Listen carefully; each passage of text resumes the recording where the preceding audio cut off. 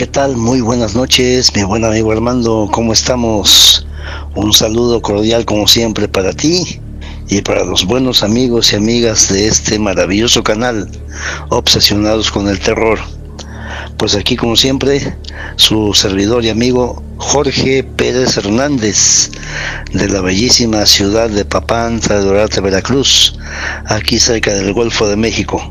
Sufriendo ya los calores de la época, pero aquí a la orden como siempre para ponerlos al tanto de los relatos que mis buenos amigos me han compartido por ahí en ciertos momentos de la convivencia.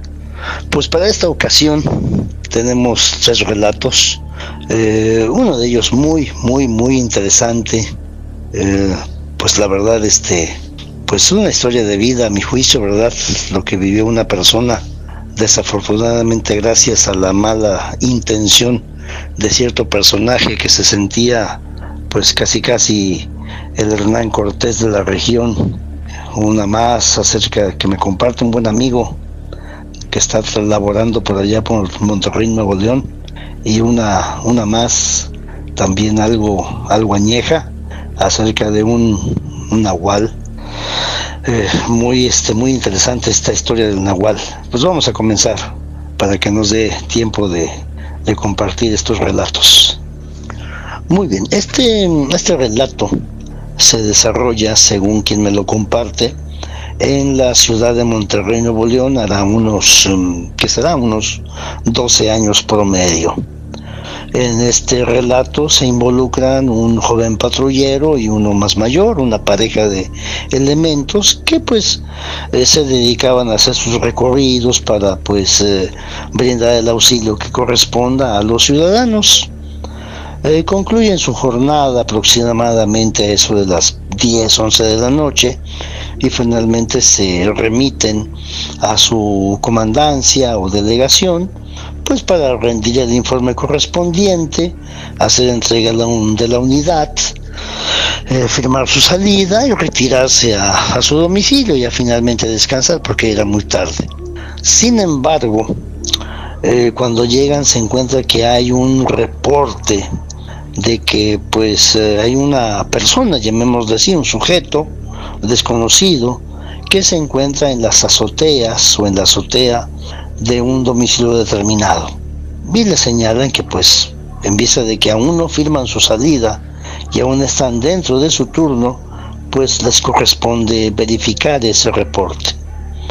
El oficial más joven le dice a su acompañante, a su pareja, que era un señor ya mayor, un oficial de mayor edad: jefazo, mire, no se preocupe, váyase a descansar, yo voy a cubrir este reporte.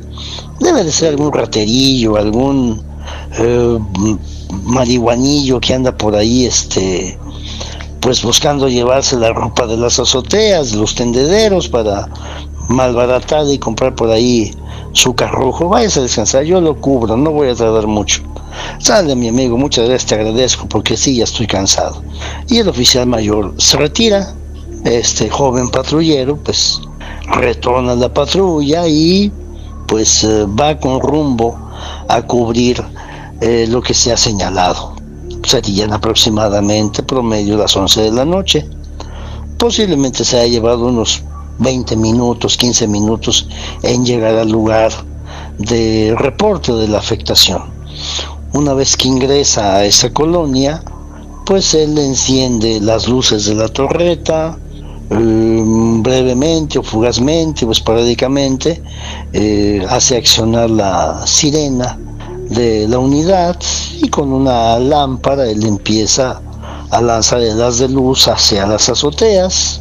Él va a vuelta de rueda y no ve nada irregular, nada que sea sospechoso, nada que salga de la normalidad, hasta que repentinamente en una azotea observa que hay una persona literalmente agazapada, cubriéndose al parecer con la ropa que está tendida en una azotea determinada. Él con el haz de luz la ubica y con el altavoz de la patrulla le ordena que debe dejar de ahí y reportarse con él, con el oficial, pues para indagar el por qué está en ese lugar, si es propietario del lugar o qué sucede.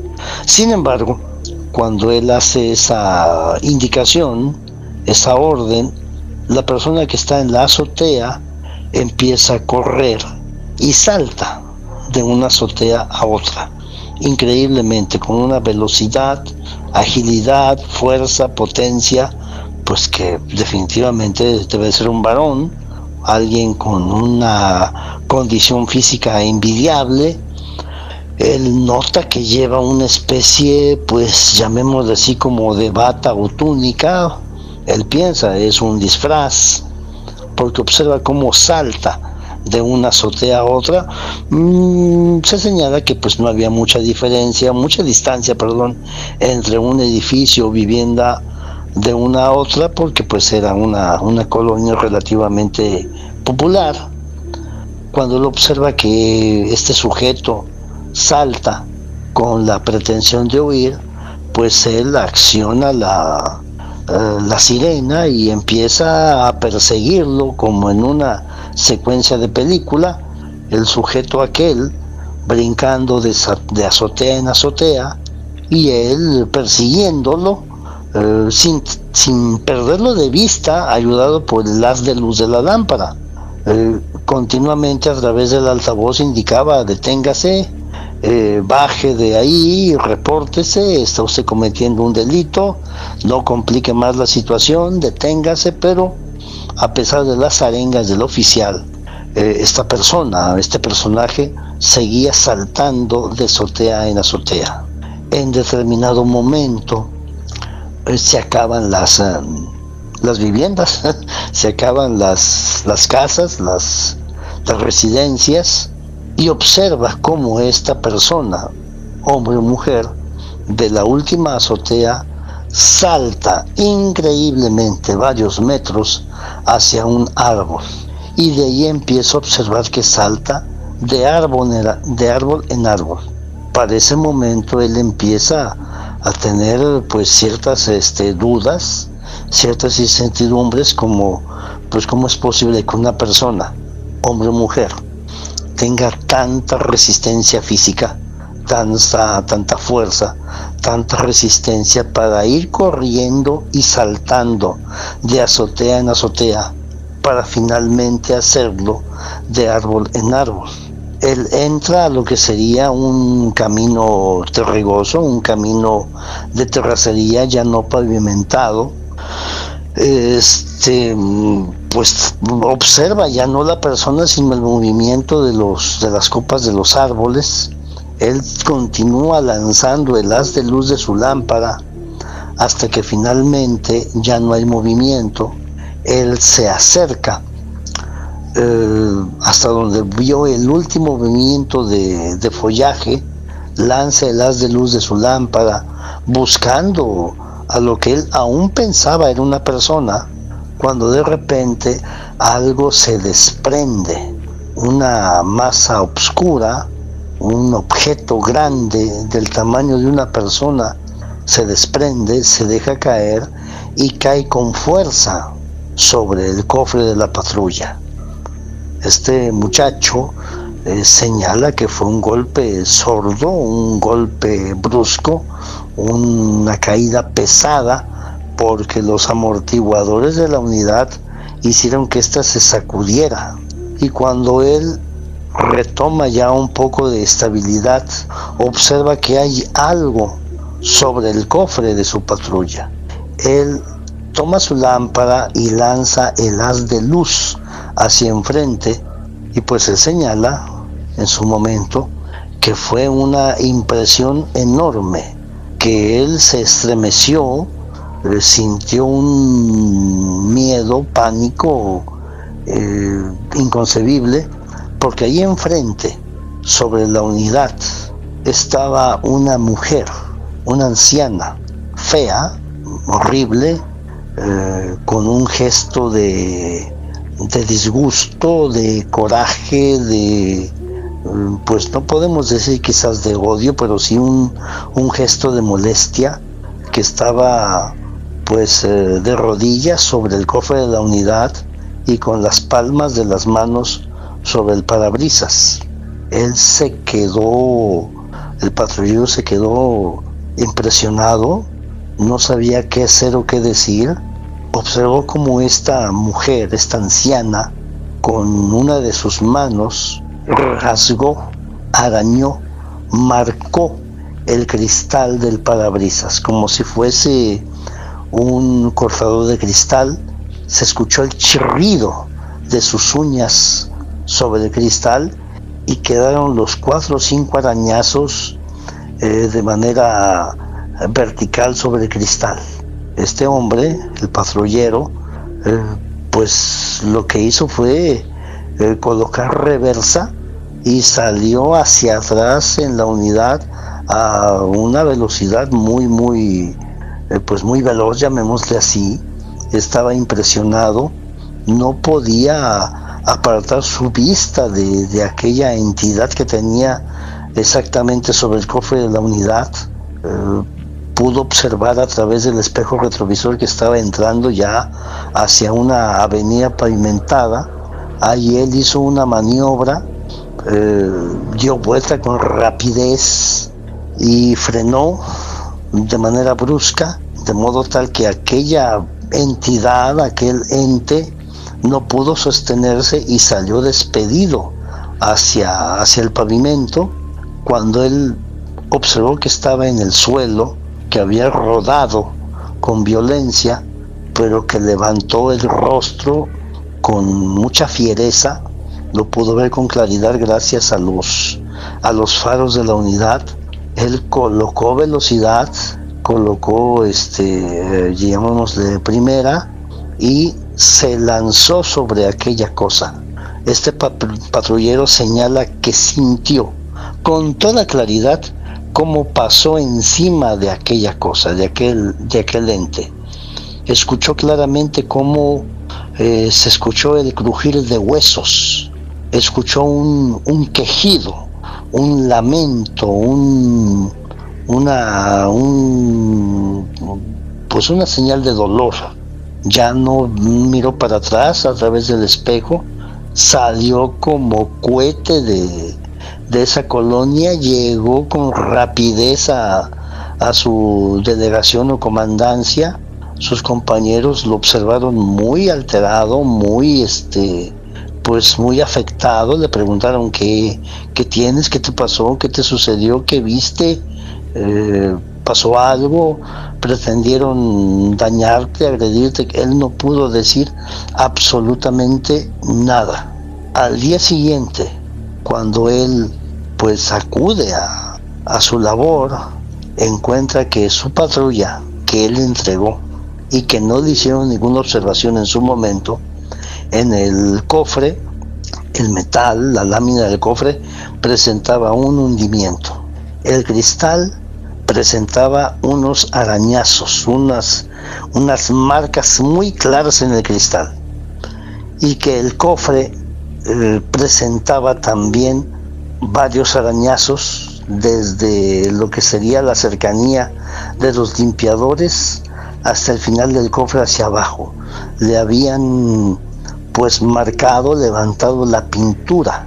Él concluyó que cuando él dio el giro con fuerza y aquella entidad salió despedida hacia el pavimento con sus uñas pretendiendo sostenerse, había rasgado por completo el metal. A nadie le dijo nada excepto a su compañero, el señor del oficial mayor de edad. ¿Sabe qué, jefe? Me pasó esto y esto. No he dicho nada, ni me han preguntado nada, pero no sé qué pensar. Pues mira, hijo, te voy a decir que todos aquí, el que más, el que menos, ha pasado por una experiencia similar. Lamento mucho no haber acompañándote ese día para que tu pena fuera menos. Yo te iba a alertar al respecto, pero pues te vi tan confiado que no quise asustarte porque quizás no era lo que yo pensaba.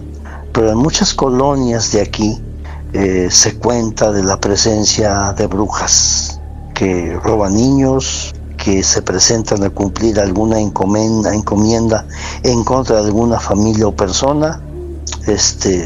Pues mira, la libraste, qué bien. Para la siguiente hay que ser más precavido. Y pues esa fue la historia muy breve de un patrullero que tuvo una experiencia pues no muy agradable con una supuesta bruja. Muy bien, continuamos. Esta siguiente historia se remonta más o menos allá por la década de los 50. Involucra a un ancianito y a sus dos de sus nietos. Y se refiere a lo siguiente. Este ancianito, pues ya era viudo. Su hijo mayor lo había pues sacado, llamémosle así, de su casa para que no estuviera solo, en vista de que ya su esposa había fallecido, y el hijo mayor, pues con la finalidad de que su viejito no estuviese solo y tuviese cierta atención, lo llevó a vivir con él y su familia. Y el abuelito pues era muy dado a contarle historias a sus nietos. Cuando el abuelito llega a casa de su hijo mayor y le dan pues llamémosle así, su cuartito, su habitación, estamos hablando de una casa de madera, ya por la década de los 50 más o menos, ¿verdad? Que parecía galera. Y él, pues, con la ayuda y autorización de su hijo mayor, pues acondiciona su habitación. Y en esa habitación, en una de las paredes, él tenía colgados lo que en un principio pues se pensaba que eran sus arreglos de trabajo o algún tipo de adorno. En la pared, cerca de su cama, arriba, él tenía un machete con su vaina o funda de cuero, de piel. Tenía también una viejísima escopeta de doble cañón, de esas escopetas muy antiguas que aún eran de puro metal, de puro acero, que pues eran pesadísimas, muy muy largas.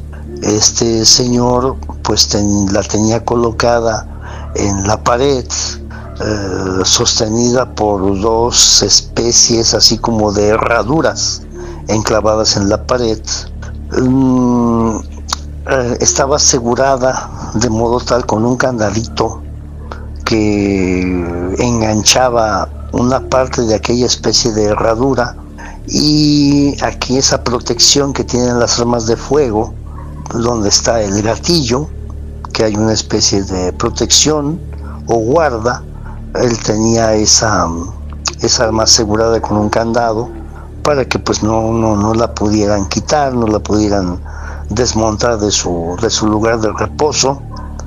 Y del cañón colgaba una bolsa de piel donde se guardaba algo correspondiente a esa arma.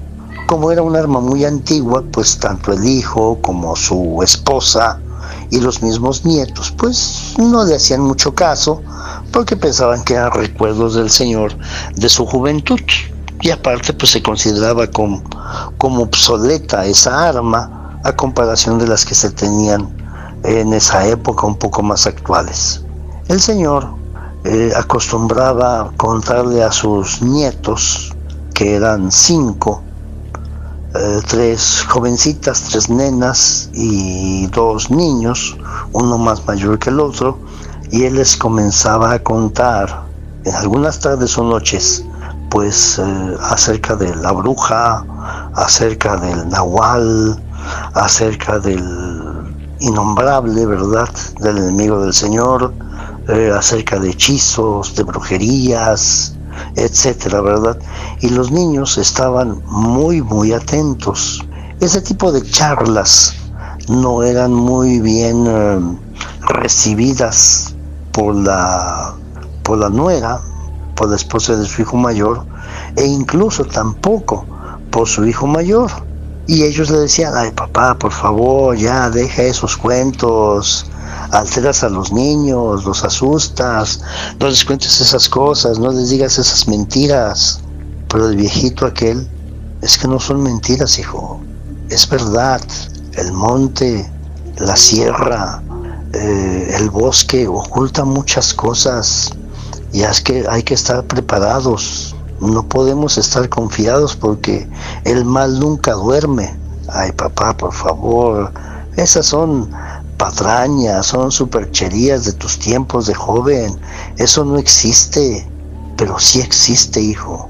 Yo lo he visto, yo he luchado contra ellos. Ay, papá, por favor, son tus alucinaciones de anciano. Y el viejito se resentía de esos comentarios, porque en efecto se decía que ese ancianito en su juventud se había enfrentado a brujas y se había enfrentado a nahuales. Su hijo mayor, su nieto mayor, pues algo percibía de verdad en las charlas del abuelo y continuamente le preguntaba al respecto, y el señor le explicaba que pues en efecto las brujas pues son seres que han hecho pacto con el innombrable, que han vendido su esencia espiritual con tal de obtener poderes, para tener riquezas y para causar daño a otras personas, y que los nahuales pues son hechiceros, brujos, que han procedido del mismo modo con la finalidad de obtener la capacidad de transformarse en diversos tipos de animales para causar daño, por voluntad propia o bien para alguna encomienda por otras personas previo pago. Y este muchacho le preguntaba: oye, abuelo, ¿y cómo es que te enfrentaste con ellos? Pues mira, mijo, eso que tengo arriba de mi cama son las armas que utilicé cuando estaba más joven. Ahorita ya estoy viejo, pero con ese machete me he enfrentado o me enfrenté a más de un nahual, y con esa escopeta le he dado fin a más de una bruja y más de un nahual. Ay, abuelito, pero ¿cómo le haces? Porque así como tú nos cuentas, las brujas son muy poderosas y los nahuales son monstruos muy fuertes. Sí, mijo, efectivamente, pero para saber enfrentarlos hay que saber cómo hacerlo. Los nahuales son muy veloces. No te imaginas la velocidad que tienen. En un momento están enfrente de ti y al segundo ya están a tus espaldas y te pueden despedazar con sus garras o con sus colmillos. Pero ese machete que ves ahí colgado no es cualquier machete. Ese machete está bendecido. Lo bendijo el padre Honórico, un primer sacerdote que levantó una iglesia católica en la sierra de Papantla. Ese machete está bendecido. Tú no puedes acabar con un nahual si no lo detienes previamente, porque es muy veloz. En un pestañeo está a la distancia y cuando abres los ojos ya lo tienes a un lado. Pero si tú trazas una cruz en el suelo con ese machete y lo clavas en el suelo en medio de esa cruz, el nahual queda paralizado. Y por unos segundos tú tienes tiempo de apuntarle con la escopeta, dispararle, y si le apuntas bien y le das un órgano vital, puedes aniquilarlo, puedes acabar con él. El hijo mayor escuchaba esas charlas y decía: ay, papá, por favor, ya no empieces con tus historias, eso es mentira. No es mentira, hijo, es verdad. Yo en mi juventud me enfrenté a muchos nahuales. Ay, papá, por favor, eso no existe, eso son leyendas, son cuentos. Y el viejito aquel se quedaba entristecido. Y así pasó un buen tiempo. Y el viejito también le explicaba que esa escopeta utilizaba unos cartuchos, pues no especiales, sino que estaban bendecidos, porque no cualquier munición puede detener a un nahual o puede detener a una bruja. Debe de estar bendecido, debe de estar curado en una iglesia católica. Finalmente este viejecito le señala a su hija, a su nieto mayor: mira, hijo, cuando yo me vaya de este mundo, mi machete y mi escopeta van a ser para ti. Tú podrás continuar con mi labor. ¿Por qué? Porque cuando yo me vaya, más de una bruja y más de un nahual van a volver a pisar esta tierra. El muchacho pues no le creyó mucho esta parte, y menos a través del escepticismo de su papá. Finalmente el viejito, después de un buen tiempo, comienza a enfermar, y como era un señor que hipotéticamente tenía más de 100 años, fallece. Pero ¿qué sucedió después del fallecimiento de este señor? Empezaron a ocurrir ciertas situaciones muy raras en su granja, en su propiedad, y en otras aledañas empezaron a perderse cierto tipo de animales: cerdos, borregos, vacas, chivos, gallinas, en fin, animales de corral. Todos pensaban que se trataba de algún tipo de depredador, como un coyote, o lo que conocemos por aquí como tigrillo, que sería una especie de gato montés. Colocaban trampas, se ponían a vigilar, pero pues no caía nada en las trampas, y pues no veía nada anormal. Sin embargo, seguían desapareciendo los animales de corral, y era inconcebible que un cerdo de unos 100 kilos se lo llevaran con tanta facilidad, o que un borrego, o que una cabra, que un chivo se lo llevaran con tanta facilidad. También encontraban en ocasiones rastros de sangre muy abundante, y en otras fincas encontraban que el corral había sido pues despedazado, roto las tablas para penetrar al corral y llevarse un chivo, un cerdo o un novillo, como si se tratara de varias personas que se lo robaran para cargarlo en alguna unidad. Pero pues no, los caminos no eran propios para una camioneta, digamos. Así las cosas, las personas empezaron a elucubrar que se trataba de algo paranormal. En la finca donde había fallecido este viejecito, sucedió que una de las nenas, la menor, enferma de algún tipo de infección. Y por aquellas épocas, la década de los 50, pues ahí en esa comunidad no tenían acceso a servicios de salud pública, ni siquiera de médicos de práctica privada.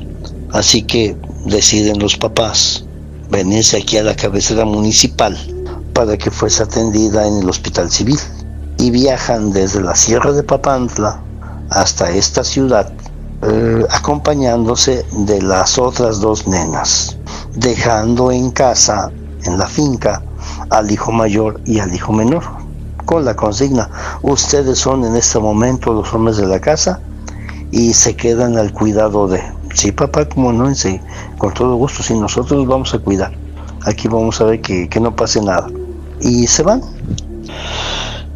Sin embargo, en la noche madrugada empiezan a escuchar ciertos ruidos extraños, pues como si algo merodeara alrededor de...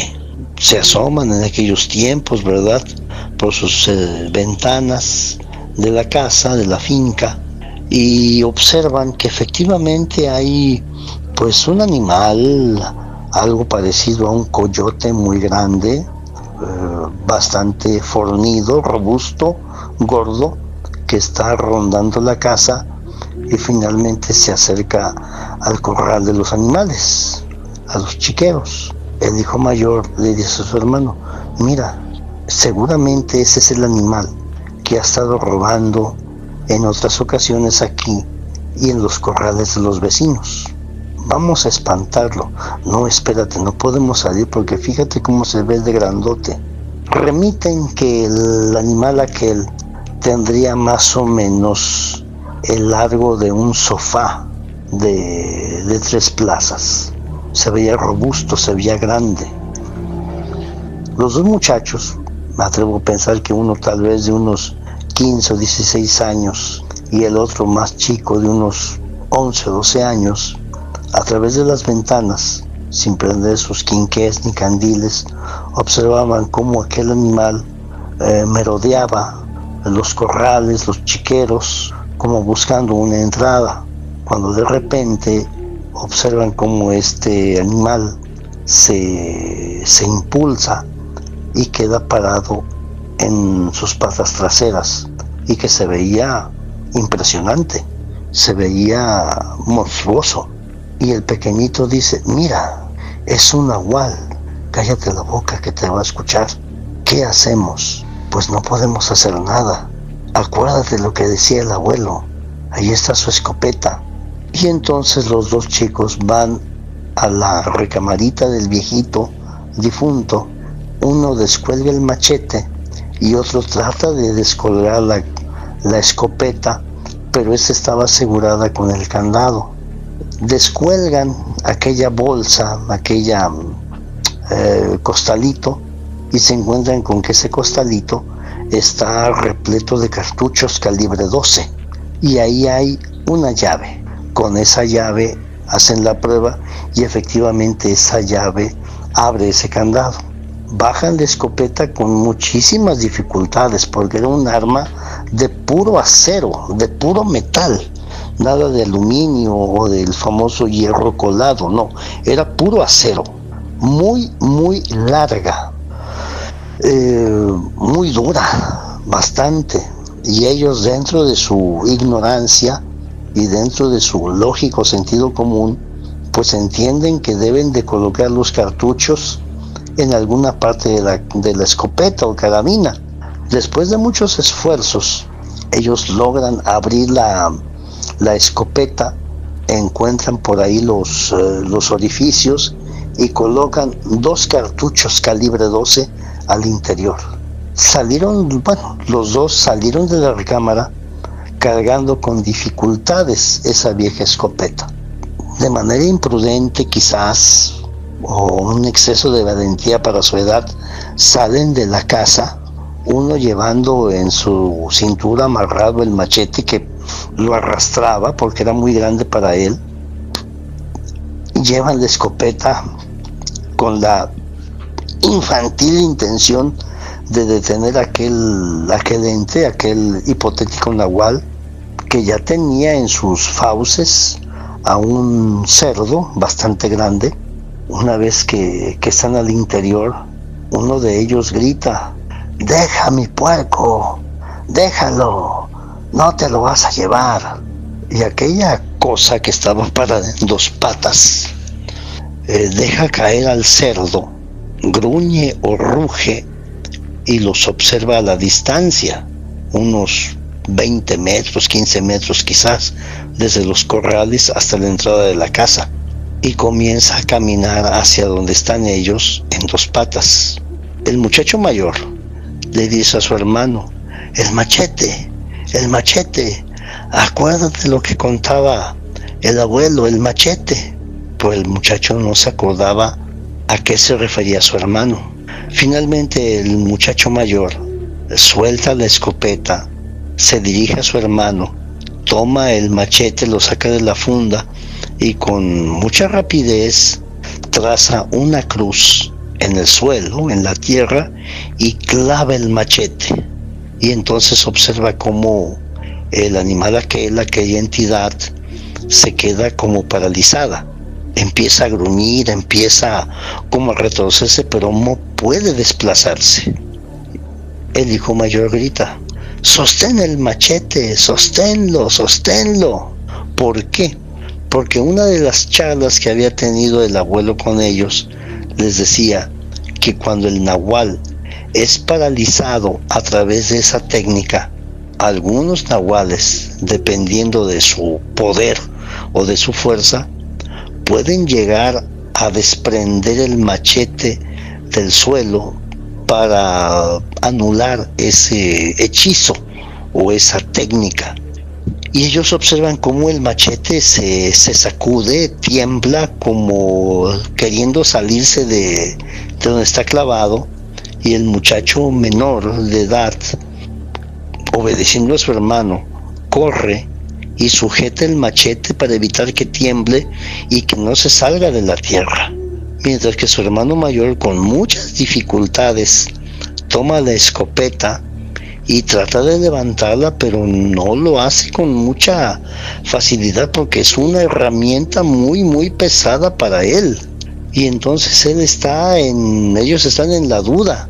Uno, si suelta el machete para ayudar a su hermano o lo sigue sosteniendo para evitar que el nahual se mueva. Y el otro, pues por más que quiera, no puede equilibrar el arma porque es muy pesada. Finalmente, el hermano mayor levanta el arma y la sostiene, coloca la culata recargada sobre un poste de la cerca de la casa, y le dice a su hermano: ayúdame, sosténlo.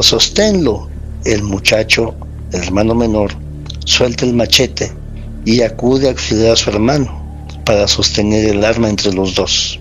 Cuando él suelta el machete, sale disparado hacia arriba y el nahual recupera el movimiento y se dirige corriendo hacia ellos.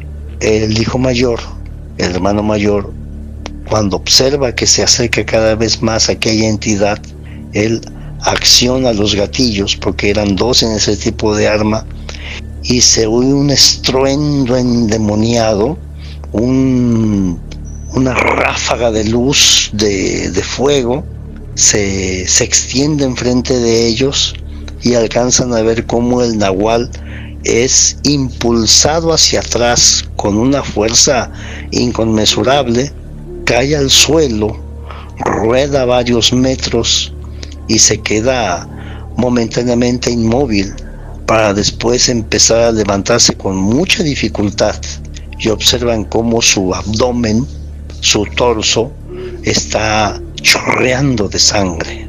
El animal aquel se levanta con dificultades, con muchos problemas, trastabilla, cae como de rodillas, llamémosle así, se incorpora de nuevo, lanza una especie de rugido lastimero, da media vuelta y se aleja corriendo entre el monte, pero estos muchachos alcanzan a observar cómo cae varias veces al suelo hasta perderse en la oscuridad de la noche.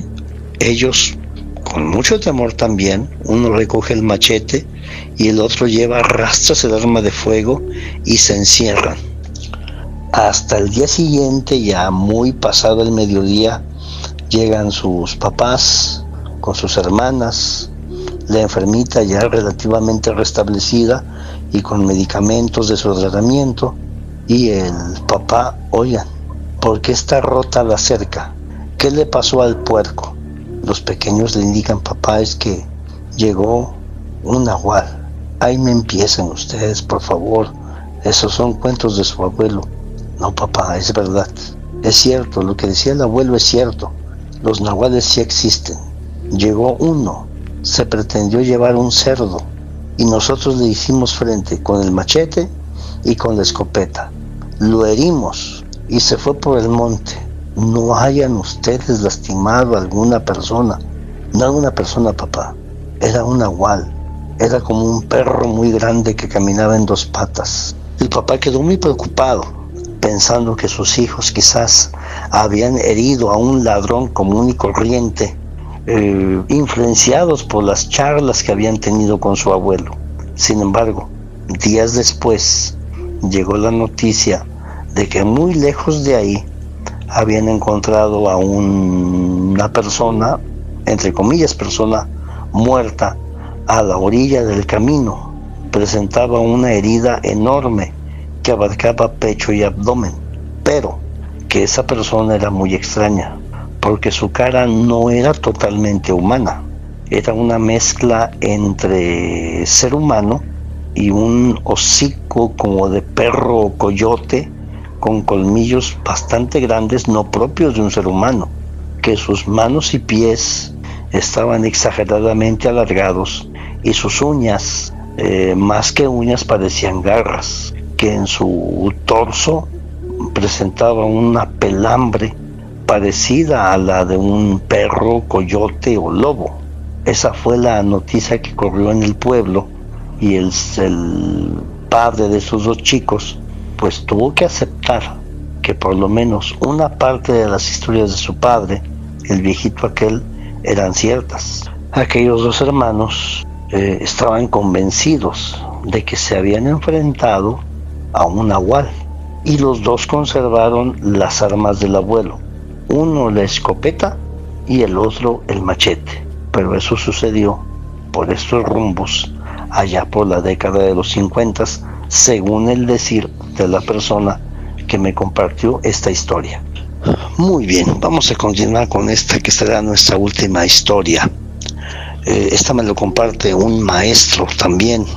En este caso es un maestro de lo que, bueno, aquí tenemos los maestros rurales y los maestros bilingües o indigenistas, que se asignan específicamente hacia zonas indígenas, en las cuales pues es necesario que el profesor maneje la lengua nativa, la lengua autóctona, que en nuestro caso es la lengua totonaca.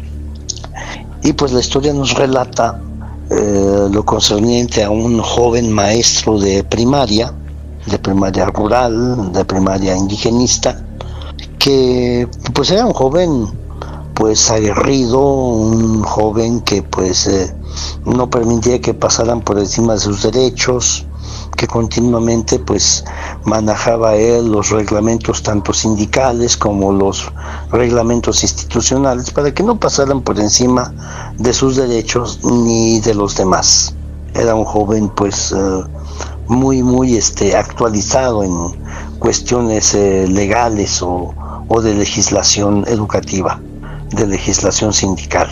Y bueno, como todos los profesores, al inicio pues se los envía a una zona alejada, ¿verdad? Y con el paso del tiempo, de los años, los van acercando un poquito más a petición de ellos, los van acercando a lo que sería la ciudad, la parte urbana. Y él durante mucho tiempo pues estuvo en zonas alejadas, zonas rurales, zonas de la sierra, comunidades, y pues él hacía sus gestiones con la finalidad de irse acercando a la ciudad. Este muchacho, pues sus padres eran indígenas, eran de raza pura. Sus papás pues con mucho sacrificio le habían brindado los estudios, y pues él prácticamente no iba a su casa, no viajaba, porque pues su salario, no íntegro, pero la mayor parte se lo enviaba a sus padres, pues para que ellos tuvieran una vida pues más cómoda, más relajada, ¿verdad? Como compensación a los sacrificios que ya se habían hecho para brindarle esa preparación académica.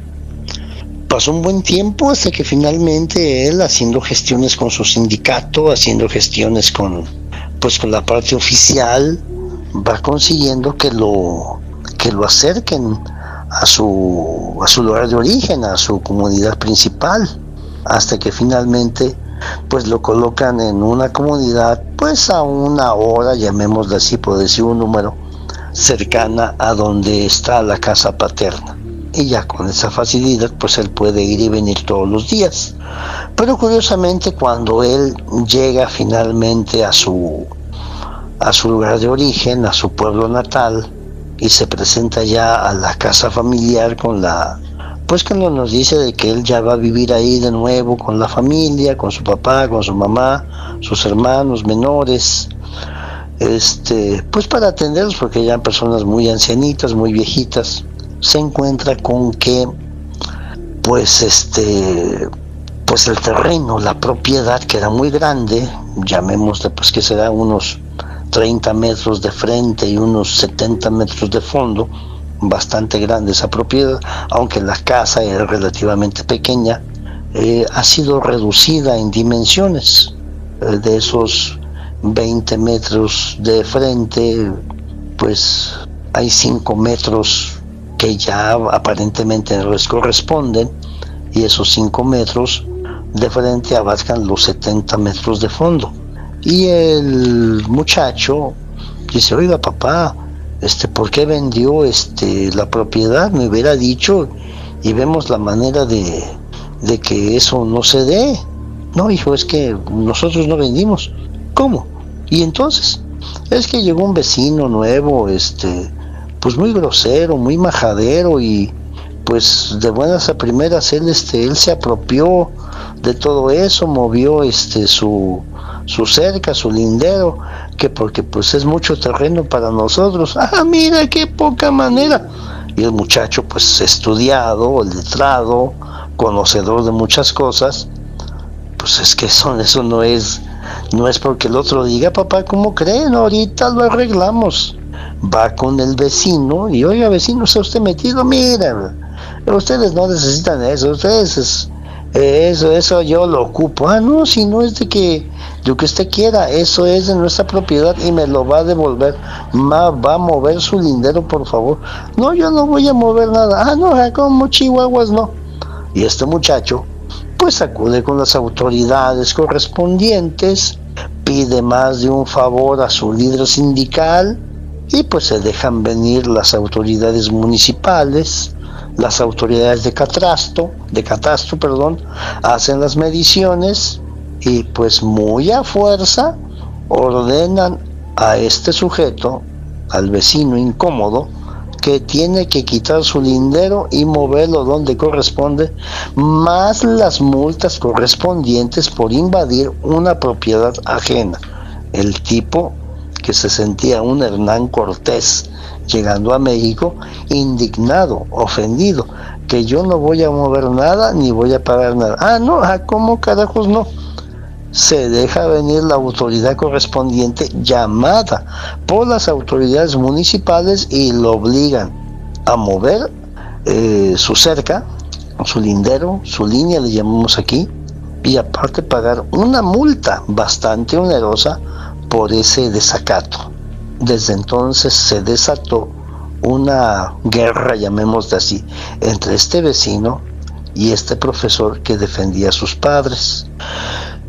Más adelante, este sujeto, molesto, enfadado, porque pues, un tinterillo, ¿verdad?, un profesorcillo de cuarta, lo había obligado a mover su lindero y a pagar una multa, le daña pues llamémoslo así, su fachada, el muro de la pared de su propiedad. Pero como nunca falta un yo lo vi, porque este sujeto, que era pues de apellido europeo, nunca falta un yo lo vi, más de uno testó de que fue fulano de tal noche, él y su hijo hicieron tales estropicios. Ok, el maestro va, le reclama y le dice: quiero que por favor me resarce esos daños. Pero yo no voy a resarcir nada. Ah, ok, perfecto.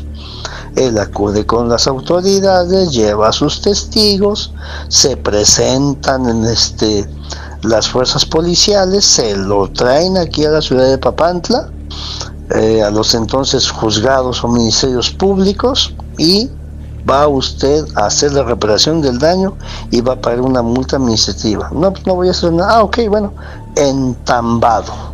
Y ya cuando prueba lo que es estar en prisión, hasta que no pague el daño, le pide a su esposa: ¿sabes qué? Vende lo que tengas, vende lo que haya, pide prestado, y hay que corregir los estropicios.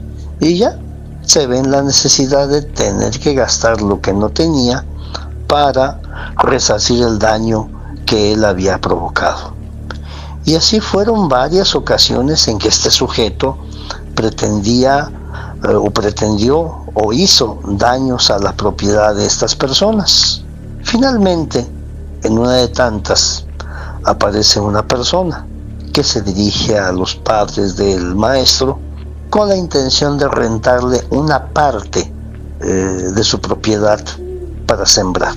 Pues mire, ahorita en este momento nosotros no tomamos decisiones, es mi hijo el maestro el que toma riendas en el asunto. No, pues permítame hablar con él, ya se presenta.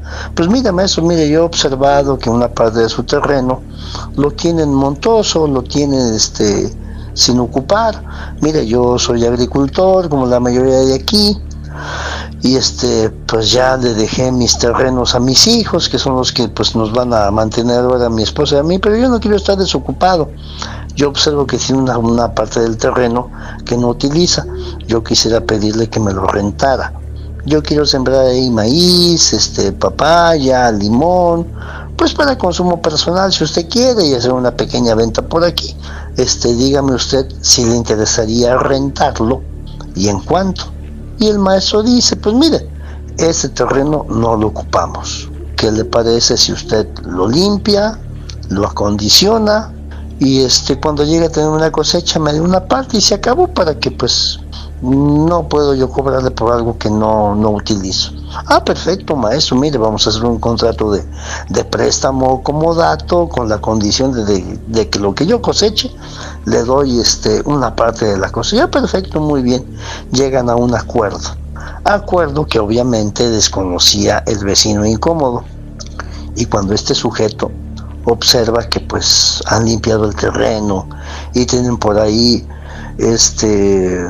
pues siembra de papaya, de limón, de naranja, de maíz, y que se están dando los frutos, este sujeto, creyendo que era siembra del maestro, entra a ese terreno y cosecha una parte de los frutos. Y pues, para quien no lo sepa, hay un delito muy penalizado, que es el robo de frutos. Muy penalizado, por lo menos aquí en el estado de Veracruz. Cuando el vecino que había rentado u ofrecido, ¿verdad?, solicitado el préstamo de ese terreno para siempre, se da cuenta de que han cosechado una parte. Oiga, maestro, mire, yo no fui, en absoluto, yo no tengo por qué cosechar algo que no es mío, pero tales y tales personas observaron, saben y pueden señalar quién cosechó eso. Y pues 2-3 vecinos señalan que fulano de tal, el vecino incómodo, es quien hizo la cosecha de esos frutos. Y pues ahí, sin tocar baranda, ¿verdad?, se presenta lo que en aquellos tiempos se conocía como columna volante, que sería ahorita lo que nosotros llamamos policía estatal, que penetran a la casa del sujeto en cuestión. Efectivamente localizan en el interior costales con frutas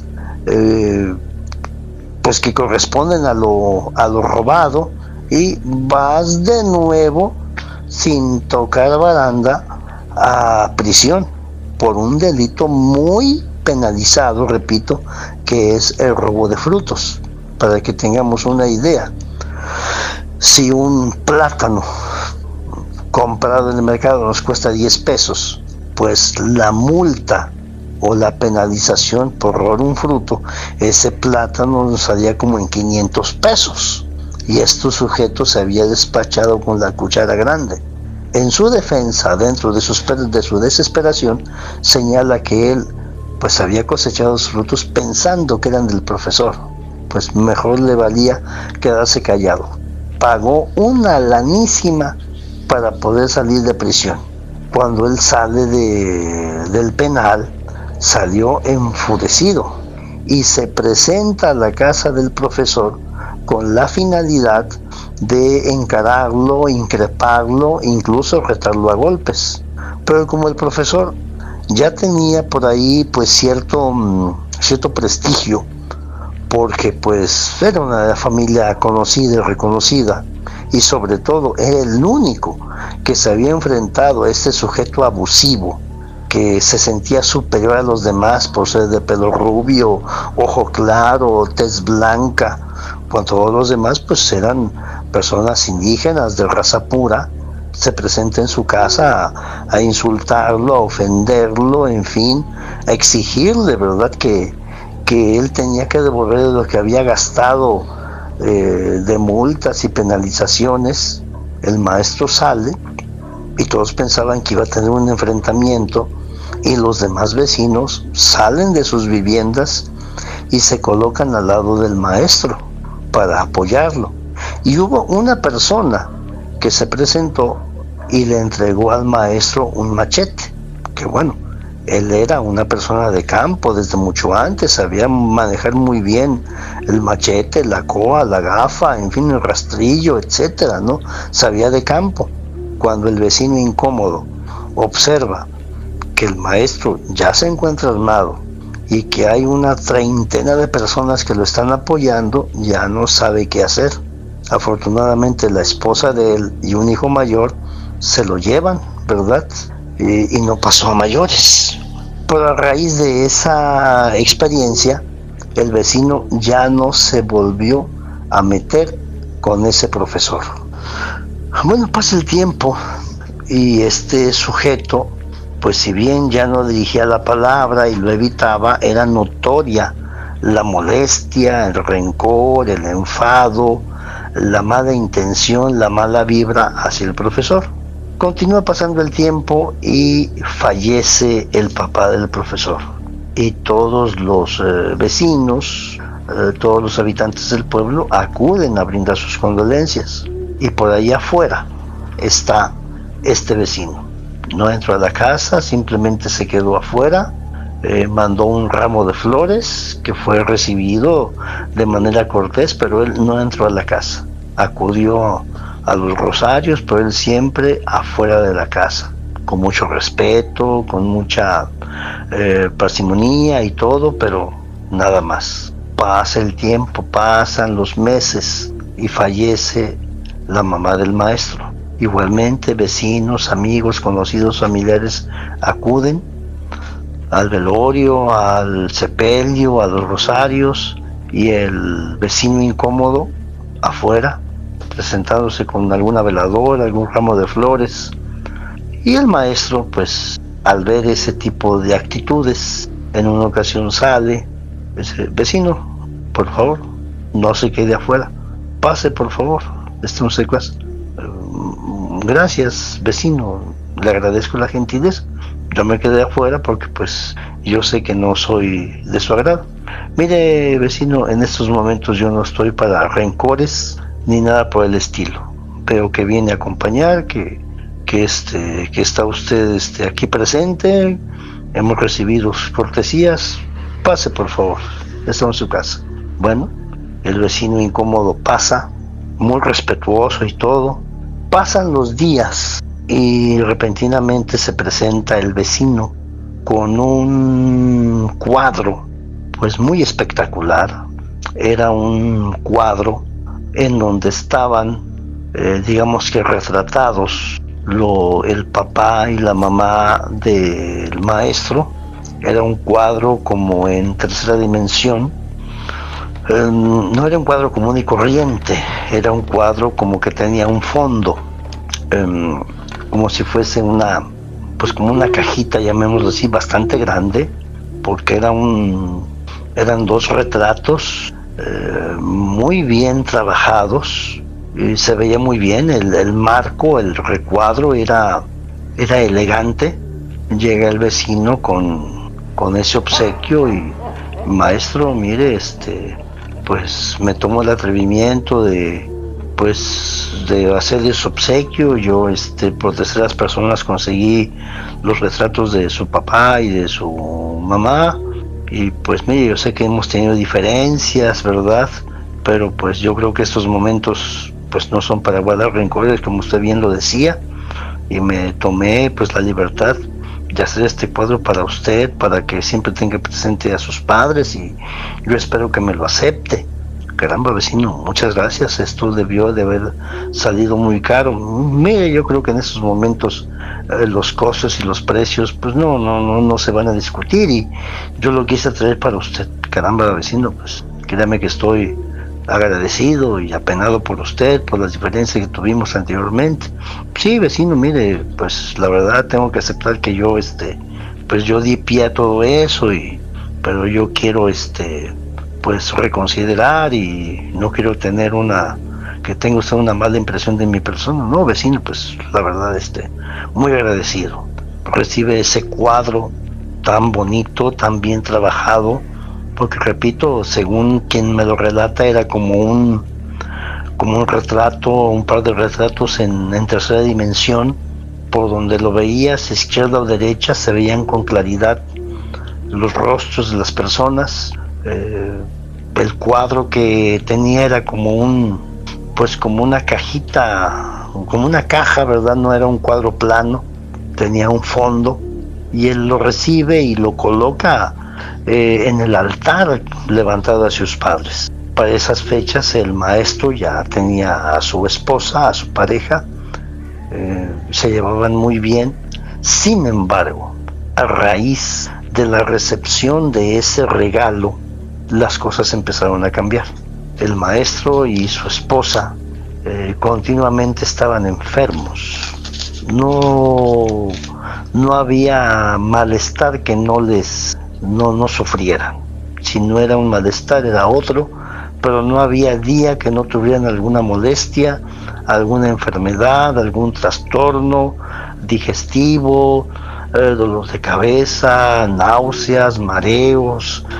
Tenían también problemas personales cuando antes no los tenían, porque se llevaban muy armoniosamente. Disgustos, celos, malos tratos, desconfianzas, insultos, en fin, era una convivencia sumamente hostil, sumamente agresiva. Todo el tiempo estaban peleando y todo el tiempo estaban de mal humor, todo el tiempo estaban con alguna quejumbre, con algún malestar, con alguna enfermedad. Así pasaron muchos meses. Se cuenta que incluso acababan de pleito con las personas que los iban a visitar y con sus mismos vecinos.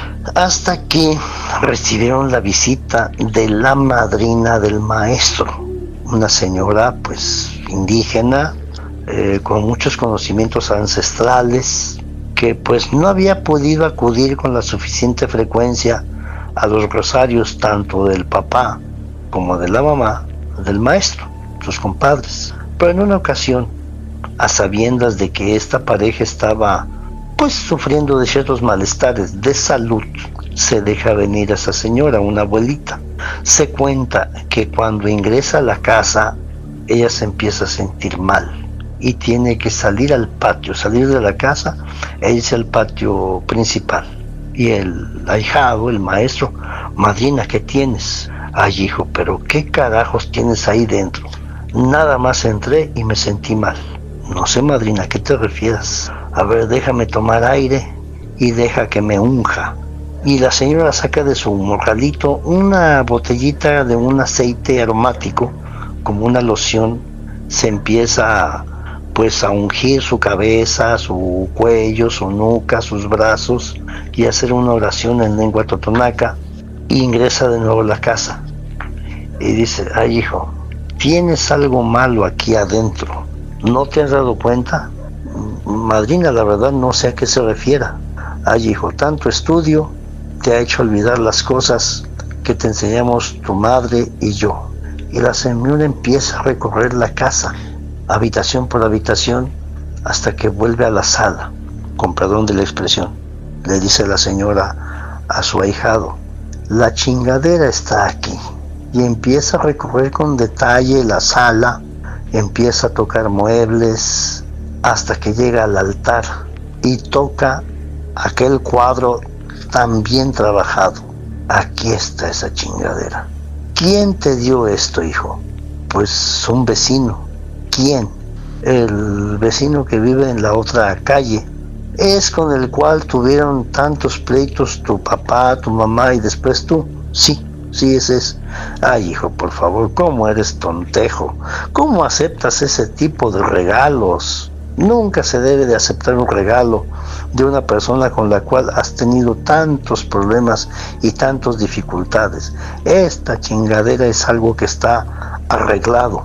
A ver, tráeme unos trapos viejos o una bolsa. Y el muchacho le lleva una bolsa de nylon. Y la señora, sin tocar el cuadro, lo envuelve en aquella bolsa de plástico y le dice, me lo voy a llevar. Sí, madrina, está bien. Se va la señora. Al día siguiente, esta pareja dejó de tener esos malestares físicos. A los 4 o 5 días dejaron de discutir, pelear y estarse maltratando el uno al otro. A las 2 semanas vuelve la madrina. Hijo, ¿cómo te encuentras? Bien, madrina, muy bien, ya me siento bien, ya no tengo molestias, no tengo dolores, no tengo malestares. ¿Y con tu esposa? Bien, ella también está bien y pues ahora sí que ya hemos dejado de discutir por cualquier tontería. ¿Qué pasó? Mira, mijo, ese cuadro que te regalaron, al interior, porque lo destripé por completo, tenía una encomienda, una manda. Lo habían ofrendado para fregarte a ti y a todos los de esta casa. Por eso no podías estar bien de salud y siempre estabas de pleito con tu esposa. Pinche vecino, ¿quién te manda, hijo? Mira, hay que ser bueno, pero no tonto. Si tú sabías que tenías pleito de tiempo atrás con ese vecino, ¿tú crees que ese cabrón se le iba a olvidar? Bueno, madrina, pues ni modo, son errores que cometemos. ¿Y qué tengo que hacer? No, mijo, tú no tienes que hacer nada. Yo ya lo arreglé. A ese capezón se lo va a llevar la tiznada. ¿Cómo, madrina? Mira, tú no averigües nada. El chiste es que tú ya estás bien y tu mujer también. Así que olvídate, yo ya me encargué. Con mi familia ningún cabezón se mete. Tiempo después, no mucho tiempo después, un par de semanas más, empiezan a notar que el vecino pasa por enfrente de la casa, pero ya no era el sujeto fornido, gordo, rozagante, de porte así altivo, orgulloso, nada por el estilo, así que no quería que le pegara ni el aire, ¿verdad? Que no lo merecía el mundo. Lo empiezan a ver muy enflaquecido, caminaba con mucha dificultad. Cuando él estaba pues barriendo su acera, su banqueta, y pasaba el vecino y lo veía, pues este muchacho se sorprendía que lo veía con unas ojeras muy marcadas, ya el rostro pues famélico, demacrado, caminaba como si le pesara el mundo encima, hasta que finalmente dejó de verlo, y por los vecinos que vivían cerca se encuentra con que el vecino está sumamente enfermo, que lo han llevado a diversos lugares para atención médica, seguro social, institutos privados, médicos particulares, y nadie daba con la razón de su malestar. Simplemente se estaba extinguiendo. Pensaban que fuese cáncer, sida, cirrosis, pancreatitis, diabetes, pero curiosamente todos sus exámenes salía perfectamente bien. Sin embargo, su estado de salud no correspondía a los resultados de sus exámenes de laboratorio. Simplemente el sujeto se estaba extinguiendo, secando. Finalmente, una mañana que este maestro pues ya despierta y va a comenzar su día, observa que muchas personas pasan por enfrente de su casa con ramos de flores, con arreglos florales, y oigan, vecinos, ¿quién falleció? Ya se fue el señor Iriarte, el que decía que era español. Sí, ya murió. Sí, en la madrugada se fue. Caramba. Y así fue el fin de este vecino peleonero, que hizo un regalo maléfico.